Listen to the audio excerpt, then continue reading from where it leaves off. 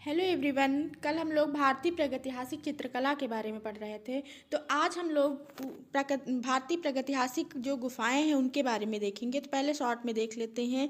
तो 1880 में किसकी खोज हुई है? तो मिर्ज़ापुर गुफा की खोज हुई है। किसने की है? तो कार्लाइल ने की है। तो सबसे पहले मिर्ज़ापुर गुफा ही खोजी गई थी। उसके बाद है 1892 में बेल्लारी की खोज हुई है। तो किसने खोज की है? एफ फाशेट ने की है। फिर 1907 में बांदा की खोज सिल्वेराड ने की है। बांदा की खोज 1907 में सिल्वेराड ने की है। फिर 1910 ईस्वी में सिंघनपुर की खोज हुई है। तो किसने की है? C.W. एमरसन ने इसकी खोज की है। 1922 में जो है तो इसमें होशंगाबाद की खोज हुई है। किसकी हुई? होशंगाबाद की खोज हुई है। किसने की है? मनोरंजन घोष ने। फिर 1936 में पंचमढ़ी की खोज किसने की है? D.H. गार्डन ने। तो पंचमढ़ी की 1932 में खोज हुई थी। तो किसने की थी? G.R. हंटर ने। उसके बाद पंचमढ़ी के चित्रों को प्रकाश में लाने का जो श्रेय जाता है 1936 में D.H. गार्डन को। 1958 में भीमबेटका की खोज V.S. वाडकर ने की है। तो अब देखते हैं भारतीय प्रागैतिहासिक चित्रकला के प्रमुख केंद्र कौन कौन से हैं। तो मध्य प्रदेश है, उत्तर प्रदेश है, बिहार है, छत्तीसगढ़ है, राजस्थान है, उड़ीसा है, केरल है, आंध्र प्रदेश है, तमिलनाडु है। अब देखते हैं एक एक हम लोग क्षेत्र लेकर चलते हैं, एक एक केंद्र लेके चलते हैं। तो पहला है मध्य प्रदेश के केंद्र। तो मध्य प्रदेश के केंद्र कौन कौन से हैं? तो मध्य प्रदेश के जो केंद्र हैं वो पंचमढ़ी है, पहाड़गढ़ है, भीमबेटका है, रायगढ़। तो रायगढ़ तो अब वर्तमान में छत्तीसगढ़ में पड़ता है, ठीक है, तो ये इसमें नहीं आएगा। मंदसौर है, होशंगाबाद है, आदमगढ़ है, भोपाल है, ग्वालियर है, रायसेन है, ये सब कहाँ पड़ते हैं? मध्य प्रदेश के क्षेत्र हैं। फिर देखते हैं पंचमढ़ी की गुफाएं। तो पंचमढ़ी की जो गुफाएं हैं सबसे पहले हम देखेंगे पंचमढ़ी की गुफाएं जो बहुत ही इंपॉर्टेंट है। तो ये पूछा जाता है किस पर्वत श्रृंखला पर स्थित है? तो ये महादेव पर्वत श्रृंखला पर ये गुफाएं स्थित है। तो बताया गया है आपको कि 1932 ईस्वी में G.R. हंटर ने इसकी खोज की और 1936 में क्या होता है? D.H. गार्डन इसके चित्रों को प्रकाश में लाते हैं। फिर है पंचमढ़ी के चित्रों को स्पेन की, ये भी पूछा जाता है कि स्पेन के अल्टामीरा के समकक्ष किस गुफा को माना गया है? तो पंचमढ़ी के गुफा को माना गया है। इसमें बताया जाता है कि लगभग 50 गुफाएं हैं। कितनी है? 50 गुफाएं हैं। तो पंचमढ़ी के चित्र घरेलू एवं सामाजिक जीवन से संबंधित हैं। पंचमढ़ी के प्रमुख चित्र क्या हैं? तो आखेट के लिए प्रस्थान करते हुए शहद एकत्रित करते हुए, बहुत इंपॉर्टेंट है, शहद एकत्र करते हुए घुड़सवार योद्धा, वाद्य यंत्रों को बजाते वादक, सशस्त्रधारी सैनिक, ये पंचमढ़ी के प्रमुख चित्र हैं।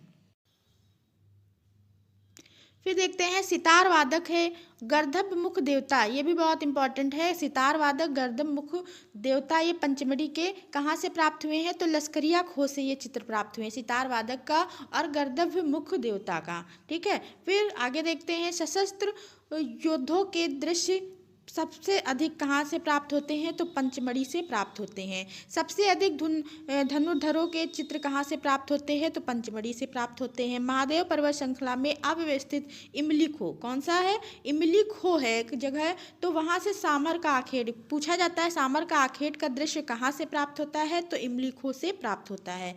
पंचमढ़ी के माड़ा देव, अब एक यहाँ पे पंचमढ़ी में माड़ा देव है, सॉरी माड़ा देव, यहाँ पे क्या होगा? माड़ा होगा, भाड़ा नहीं है, माड़ा देव, माड़ा देव, माड़ा नहीं माड़ा देव, ठीक है। तो माड़ा देव की जो गुफा से वहाँ से क्या प्राप्त होता है? शेर के आखेट का दृश्य यहाँ से मिला है। तो शेर के आखेट का दृश्य कहाँ से मिला है? तो माड़ा देव से मिला है। फिर है महादेव बाजार, तो दूसरा एक स्थल है महादेव बाजार। तो यहाँ महादेव बाजार से क्या प्राप्त होता है? तो विशाल काय बकरी का चित्र यहाँ से प्राप्त होता है। पंचमढ़ी के प्रागैतिहासिक चित्रों को क्या कहा जाता है? तो पुतरी के नाम से भी जाना जाता है, पुतरी के नाम से, ठीक है। पंचमढ़ी की जो अन्य गुफाएं हैं जहाँ पर चित्रित शैलाश्रय प्राप्त होते हैं, तो कौन सी गुफाएं हैं? लश्करिया खो है, निम्बू भोज है, बनिया बेरी, ये यहाँ के स्थल हैं। फिर है पंचमढ़ी में प्रायः 3 श्रेणियाँ, ये भी पूछा जा सकता है कि पंचमढ़ी में कितनी श्रेणियों के चित्र प्राप्त हुए हैं? तो 3 श्रेणियों के चित्र प्राप्त होते हैं। तो पहले स्तर में क्या है? तख्तीनुमा, डमरूनुमा, मानव आकृतियों को बनाया गया। तख्तीनुमा है,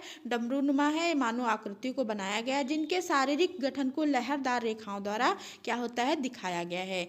तो दूसरे स्तर में है क्या देखने को मिलता है? तो दूसरे स्तर में जो है वो अहेरिया, अहेरिया हम लोग कहते हैं शिकारी को, अहेरिया किसको कहते हैं? शिकारी को दिखाया गया है। तो तीसरे स्तर में क्या है? तो तीसरे स्तर के जो कुछ स्वाभाविक जान पड़ते हैं, इसके जो चित्र हैं कुछ स्वाभाविक जान पड़ते हैं। तो इसमें घरेलू जीवन तथा सामाजिक जीवन से संबद्ध चित्र दर्शाए गए हैं।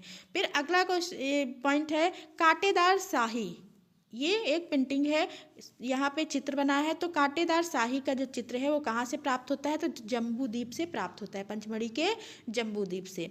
नृत्य वादन करते हुए दो मनुष्य का चित्र, नृत्य वादन करते हुए दो मनुष्य का चित्र जो है वो कहाँ से प्राप्त होता है? तो जम्बूद्वीप गुफा से प्राप्त होता है। फिर देखते हैं पंचमढ़ी क्षेत्र में एक उत्कृष्ट चित्र है, कौन सा चित्र है? तो परिवार के मध्य तंतु वादन, परिवार के मध्य तंतु वादन का चित्र यहाँ से प्राप्त होता है पंचमढ़ी से। फिर है वानर क्रीड़ा, यहाँ पे वानर क्रीड़ा के सुंदर दृश्य भी प्राप्त हुए हैं। बनियाबेरी क्षेत्र से क्या होता है? बनियाबेरी क्षेत्र से जो वो क्या होता है? सफ़ेद पूरक शैली में बना एक चित्र मिला है जिसमें वानर समूह के साथ मधुमक्खी का छत्ता बनाया गया है। तो वो कहाँ से प्राप्त है? तो बनियाबेरी से प्राप्त है। फिर देखते हैं पंचमढ़ी क्षेत्र के मोंटेरजा से शहद एकत्र करते हुए मनुष्य का चित्र क्या होता है? मोंटेरजा से प्राप्त होता है। फिर देखते हैं स्वास्तिक पूजा का भी यहाँ से चित्र प्राप्त हुआ है, कहाँ से? तो बनियाबेरी से प्राप्त हुआ है। अश्वारूढ़ तथा महिषारूढ़ सैनिकों के युद्ध का भी चित्र बोरी गुफा से प्राप्त हुआ है, बोरी गुफा से प्राप्त होता है। फिर देखते हैं अगला क्या है? भारत में सबसे ज़्यादा चित्र कहाँ से प्राप्त हुए हैं? तो मध्य प्रदेश के पंचमढ़ी से प्राप्त होते हैं।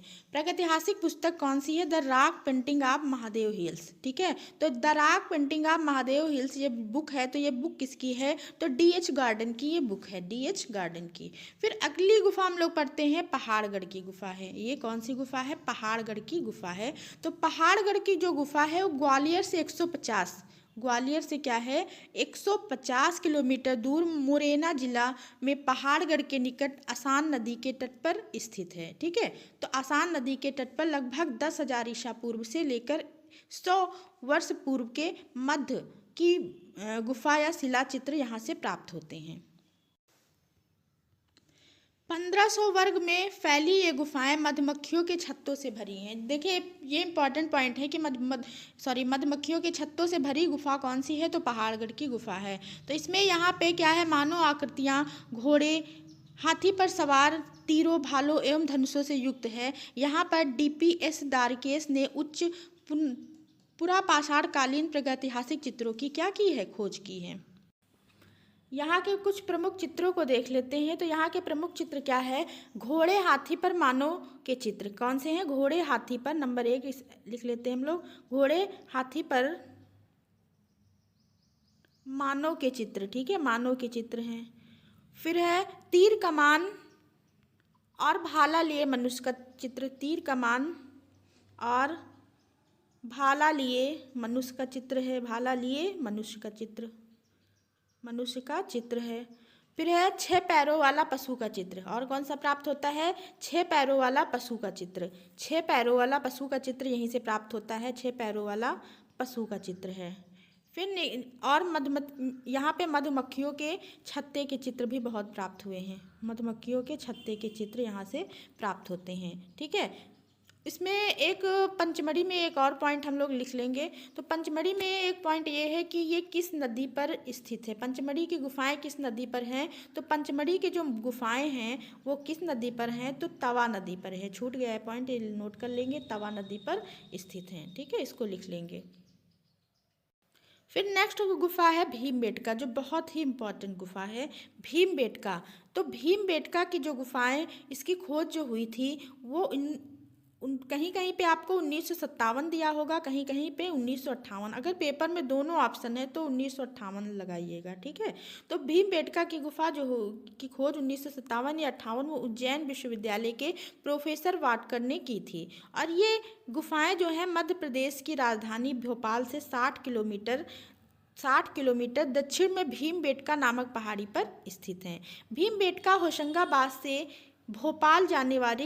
भोपाल जाने वाली रेलवे लाइन बरखेड़ा तथा ये जो स्टेशन है उबेदुल्लागंज, ये स्टेशन बहुत इंपॉर्टेंट है, तो यहीं पे स्थित है, ठीक है। फिर है मियाँ परसू, या कह सकते हैं भीमपुरा। भीमपुरा नामक आदिवासी गांव से 2 किलोमीटर की दूरी पर भीमबेटका गुफा स्थित है। भीमबेटका गुफाओं का समय 30,000 ईसा पूर्व से 10,000 ईसा पूर्व माना जाता है। तो इसका जो समय माना गया है मेसोलिथिक एज माना गया है, या मध्यपाषाण काल कह सकते हैं।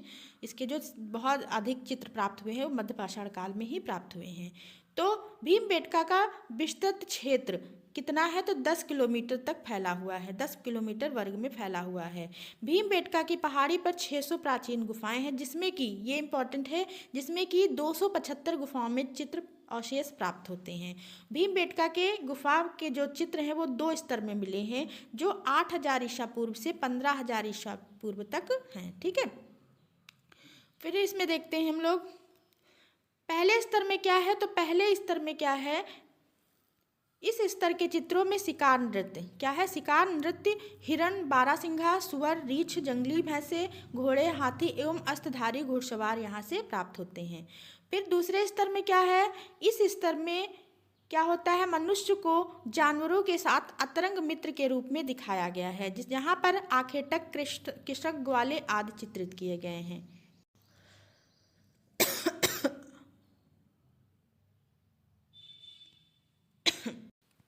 इसमें देखते हैं भीमबेटका जो है मध्य प्रदेश के रायसेन जिले में स्थित है।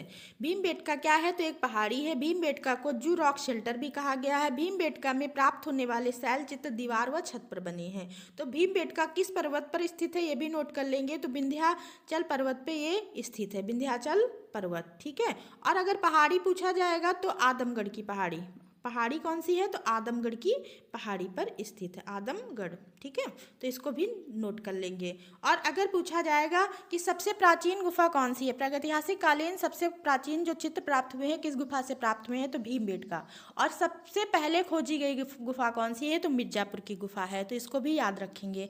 तो भीमबेटका गुहा चित्रों में सबसे अधिक लाल रंग का प्रयोग किया गया है। भीमबेटका की शिला उत्कीर्ण जो है वो मेसोलिथिक या मध्यपाषाण काल से क्या है, संबंधित है। भारत में मध्यपाषाण कालीन जो सर्वाधिक चित्र प्राप्त हुए हैं वो भीमबेटका गुफा से प्राप्त हुए हैं। वीरेंद्र नाथ मिश्र ने धर्मयुग साप्ताहिक पत्रिका में भीमबेटका की गुफाओं का रहस्य शीर्षक से भीमबेटका पर सचित्र लेख प्रकाशित किया है। भीमबेटका में प्रयुक्त रंगों में ज़्यादातर देखिए अधिकतर तो लाल रंग का प्रयोग किया गया है। लाल रंग के साथ साथ इसमें सफ़ेद और क्या है, हरे रंग का भी प्रयोग किया गया है। भीमबेटका के जो अन्य गुफाएं हैं वो कौन सी हैं, तो गणेश घाटी है, ज्वारा है, लाड़ावाई है, काटोरिया फिरंगी है। गुफाओं से भी चित्र प्राप्त होते हैं। गणेश घाटी में सबसे सुंदर दृश्य कौन सा है, तो जिसमें चारों तरफ से अनेकों तीरों को चलाते हुए दिखाया गया, ये सबसे सुंदर दृश्य है। ज्वारा से क्या प्राप्त होता है, तो जंगली भैंसे का चित्र प्राप्त होता है जो 3.5 मीटर में बना हुआ है। प्रागैतिहासिक गुफा, ठीक है, तो प्रागैतिहासिक गुफा जो भीमबेटका है तो 2003 में इसको यूनेस्को द्वारा विश्व धरोहर सूची में शामिल किया गया है। धर्मपुरी मध्य प्रदेश के भोपाल के अंतर्गत आने वाले धर्मपुरी से घास फूस उड़े प्राकृतिक वातावरण में छिपे रहस्यमय शिकारी का दृश्य तथा हिरण के शिकार का रहस्यमय दृश्य अंकित है। कहाँ पे, तो धर्मपुरी में। भीमबेटका में प्रयुक्त रंगों को विभिन्न शैली खनिजों वनस्पतियों से प्राप्त पदार्थों से बनाया जाता था। गेरू का प्रयोग लाल रंग के लिए होता था। हरे के लिए किसका प्रयोग करते थे, इसको याद रखना, हरे के लिए कलसेडोनी का प्रयोग करते थे। ठीक है, और सफ़ेद के लिए हम सफ़ेद के लिए किसका प्रयोग करते थे, तो चूना पत्थर का प्रयोग करते थे। भीमबेटका के लिए कुछ पॉइंट और भी देख लेते हैं हम लोग। तो ये क्या है, ये भी क्वेश्चन पूछा जाता है कि भारतीय महाद्वीप में क्या है, सबसे पुरानी ज्ञात कलाकृति कौन सी है। सबसे पुरानी क्या है, ज्ञात कलाकृति कौन सी है, तो वो कौन सी है कलाकृति, तो भीमबेटका दिया होता है। भीमबेटका क्या है, पेट्रोग्लिप्स, भीमबेटका पेट्रोग्लिप्स माना जाता है। तो फिर इसमें क्या है, इसमें ये भी देख लेते हैं जो जू रॉक शेल्टर है तो वो किस गुफा में पाया गया है ये चित्र। तो जू रॉक शेल्टर का जो चित्र प्राप्त है वो गुफा संख्या 4 से प्राप्त है, गुफा संख्या 4 से प्राप्त है। और मोर का अंकन है, इसमें मोर का भी अंकन है तो किस गुफा से प्राप्त है, तो गुफा संख्या 10 से प्राप्त है मोर का अंकन। और इसमें क्या है, जंगली सुअर का अंकन है, तो जंगली सुअर का भी देखे थे आप लोग, जंगली सुअर का अंकन है तो जंगली सुअर का जो अंकन है गुफा संख्या 15 से प्राप्त हुआ है। किससे प्राप्त हुआ है, 15 नंबर गुफा से प्राप्त होता है, तो इसको भी नोट कर लेंगे। फिर देखते हैं अगली गुफा कौन सी है, रायगढ़। तो रायगढ़ की जो गुफा है वो छत्तीसगढ़ में है, कहाँ पे है, छत्तीसगढ़ में है। तो रायगढ़ में कौन कौन सी गुफाएं हैं, तो रायगढ़ में जो गुफाएं हैं वो बोतालदा, कबरा पहाड़, सिंघनपुर, नवागढ़, करमागढ़, खैरपुर, खरसिया, ये क्या है, रायगढ़ की गुफाएं हैं। तो सबसे पहले हम पढ़ते हैं बोतालदा का। बोतालदा क्या है, तो इस गुफा से हिरन, छिपकली, जंगली भैंसों का अंकन मिलता है, ज़्यादा इंपॉर्टेंट नहीं है लेकिन देख लेते हैं हम लोग। फिर है कबरा पहाड़, ये इंपॉर्टेंट है। कबरा पहाड़ से यहाँ चित्रों की खोज 1931 ईस्वी में किसने की थी, अमरनाथ दत्त ने की थी। यहाँ के दृश्य में चीते से भयभीत आखेट का जो दिखाया गया है। फिर है सिंघनपुर, बहुत ही इंपॉर्टेंट है, सिंघनपुर के बारे में देख लेते हैं हम लोग। तो सिंघनपुर ये कहाँ है, वर्तमान में छत्तीसगढ़ में है। तो रायगढ़ के माठ नदी, नदी भी याद रखेंगे, माठ नदी के पूरब की ओर सिंघनपुर के चित्रों की खोज 1910 में डब्ल्यू एमरसन ने, ठीक है। तो 1913 में किसने की है, अमरनाथ दत्त ने। 1917 में किसने की है, तो पर्सी ब्राउन ने इसकी खोज की है। और इसमें देखते हैं जो सिंघनपुर है वो चावरथल पर्वत श्रृंखला पर स्थित है, चावरथल पर्वत श्रृंखला पर ये स्थित है, ठीक है, इसको भी नोट कर लेंगे। फिर सिंघनपुर में 50 चित्रित शैलाश्रय गुफाएं मिली हैं। यहाँ से लगभग कितनी गुफाएं मिली हैं, तो 50 चित्रित शैलाश्रय गुफाएं मिली हैं। इसमें आखेट का दृश्य है, इसमें देखिए, इसमें ज़्यादा अधिकतर जो चित्र बने हुए हैं वो घायल में बने हुए, घायल, ठीक है। तो इसमें देखिए चित्र जो है वो कौन सा है, तीरों से बुरी तरह बिंधा भैंसा दम तोड़ते हुए। सिंघनपुर का ये क्या है, उत्कृष्ट चित्र है।